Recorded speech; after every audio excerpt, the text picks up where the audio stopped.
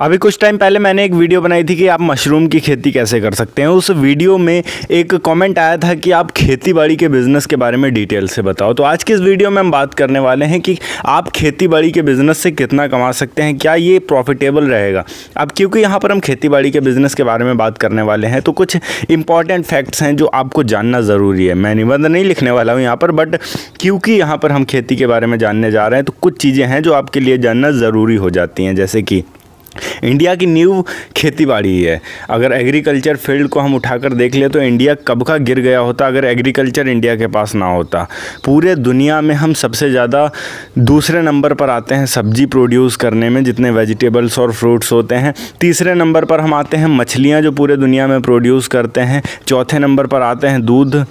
पूरे दुनिया में सबसे ज़्यादा गेहूं भारत में उगाया जाता है और दूसरे नंबर पर धान आता है। मतलब कुल मिलाकर अगर हम बात करें तो इंडिया के जीडीपी में एक बहुत बड़ा सा हिस्सा होता है हर साल एग्रीकल्चर फील्ड का, और एग्रीकल्चर फील्ड बहुत ही ज़्यादा इम्पॉर्टेंट है इंडिया के लिए। पर क्या इसमें वाकई में प्रॉफिट है और क्या आप अगर इसे करते हैं तो प्रॉफिट उठा सकते हैं। अब बात करते हैं कि एग्रीकल्चर फील्ड में क्या पैसा है अगर आप इसमें अच्छे तरीके से काम करते हैं तो कुछ लोग ऐसे होते हैं, मेरे एक अंकल ही हैं, उन्हीं को ले लेते हैं। उनको ऐसा लगता है कि एग्रीकल्चर फील्ड एक हलवा है, उसमें बिना कुछ किए आपको सब कुछ मिल जाएगा। तो ऐसा नहीं है।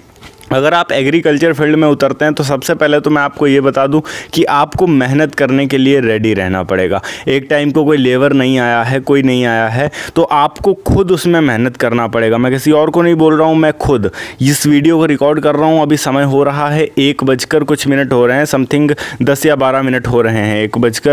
8 मिनट हो रहा है, 1:08 हो रहा है और मैं अभी अभी खेत से आया हूँ। खेत से मैं काम करके आया हूँ, मॉर्निंग से लगा हुआ था और अब जाकर नहा धोकर ये इस वीडियो को बना रहा हूँ। मतलब एक चीज़ को आपको समझ कर रखना होगा कि एग्रीकल्चर फील्ड में अगर आप काम करने जाते हैं तो टाइम लगेगी, मेहनत लगेगी, और एक टाइम को अगर लेबर नहीं आते हैं तो आपको खुद भी लगना पड़ेगा, फिर चाहे कितनी भी कड़ाके की धूप क्यों ना हो।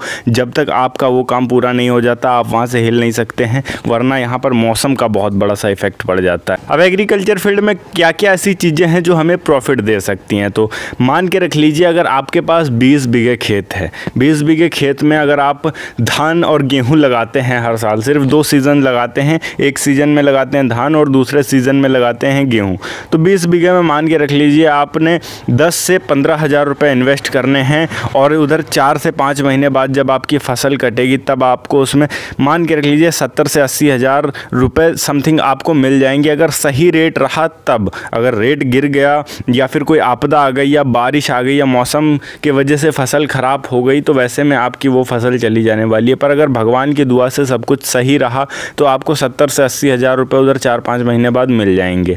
ऐसा होता है, मान के रख लीजिए 20 बीघा खेत अगर आपके पास है। बट इसमें क्या है कि आपके पास बहुत सारा ऐसा टाइम बचता है धान गेहूँ में कि एक बार धान की बुआई कर दी है, फिर कुछ टाइम तक आप दूसरा काम को कर सकते हैं, उसमें हर रोज़ लगे रहने की ज़रूरत नहीं है। गेहूँ में भी वैसा ही होता है कि एक बार बुआई कर दी, उसमें टाइम टाइम पर खाद पानी डलवाते रहेंगे, पर हर टाइम उसमें लगे रहने की ज़रूरत नहीं है। पर अगर आप ये चाहते हो कि मैं एग्रीकल्चर फील्ड से सिर्फ इतना नहीं, सिर्फ उतने ही खेत में और भी ज़्यादा कमा सकूं, तो आपको अदर चीज़ें लगानी होंगी। जैसे मान लेते हैं आपने सब्जियां लगा ली, बैंगन हो गया, भिंडी हो गया, या फिर तोरियां हो गई, लौकी हो गए, कद्दू हो गई, ये सारी चीज़ें अलग अलग सब्जियां होती हैं जो आपको लगा देनी होंगी। ये आपको हर रोज़ पैसे देती रहेंगी। वो क्या होगा, 4-5 महीने बाद जब फसल कटेगी तब आपको पेमेंट मिलने वाला है। अगर आप सब्जी लगा देते हैं तो 1 से 1.5 महीने के अंदर ये सब्जियाँ रेडी हो जाती हैं। अगर आपने सही बीज डाला है, हाइब्रिड बीज डाला है, अगर देसी डाला है तो उसमें फिर प्रॉफिट बहुत कम मिलेगा और टाइम भी बहुत ज़्यादा लगेगा। अगर आपने हाइब्रिड बीज चुने हैं और उनको लगाया है तो आप डेली का डेली कमा सकते हो। और सब्जियों की अगर बात करें, आपने अगर 2 से 3 बीघा सब्जी लगाई है और रेट सही चल रहा है मंडी का, तो आप हर दिन के 4 से 5 हज़ार रुपये कमा सकते हो। समथिंग मान के रख लीजिए 3-4 महीने तक तो आपका लगातार वो सब्जियां चलने वाली हैं और हर रोज़ के आप 3 से 4 हज़ार रुपये कमाते रहोगे। पर वैसे में क्या है कि सब्जियों में मेहनत बहुत ज़्यादा होती है और हर वक्त आपको उसी में लगे रहना पड़ेगा। लेबर के पैसे देने पड़ेंगे, अगर आप नहीं लगे रहते हैं तो जो लेबर लगे रहेंगे उनको देना पड़ेगा। खाद दवाइयाँ डालनी पड़ेंगी, कीड़े लग जाते हैं, कीटनाशक डालने पड़ेंगे, ये सारी चीज़ें। ऑल ओवर अगर हम बात करें तो सब्जी बहुत बेटर रहेगा अगर आप कम खेत में ज़्यादा पैसे कमाना चाहते हैं। बाकी अगर आप नॉर्मल चलाना चाहते हैं अपनी गाड़ी को तो आप धान और गेहूं की फसल लगा सकते हैं। और अगर आपके पास ज़मीन बहुत ही ज़्यादा कम है और फिर भी अगर आप फार्मिंग करना चाहते हैं तो मैं आपको ये सजेस्ट करूँगा कि अगर आप अच्छे खासे पैसे इन्वेस्ट कर सकते हैं तो आप मशरूम की खेती करना शुरू कर दीजिए। मशरूम की खेती में कम लागत होगा, ज़्यादा से ज़्यादा प्रॉफिट निकाल सकते हैं आप उसमें। वही एक ऐसा बिज़नेस है, खेती बाड़ी में अगर हम बात करें तो कम से कम इन्वेस्टमेंट में ज़्यादा से ज़्यादा कमा सकते हैं, मैक्सिमम से मैक्सिमम कमा सकते हैं। इसके अलावा अगर हम बात करें तो अगर आपके पास अच्छा खासा खेत है, तालाब है, तो आप मछली पालन का भी बिज़नेस कर सकते हैं, प्राइमरी सेक्टर में आता है।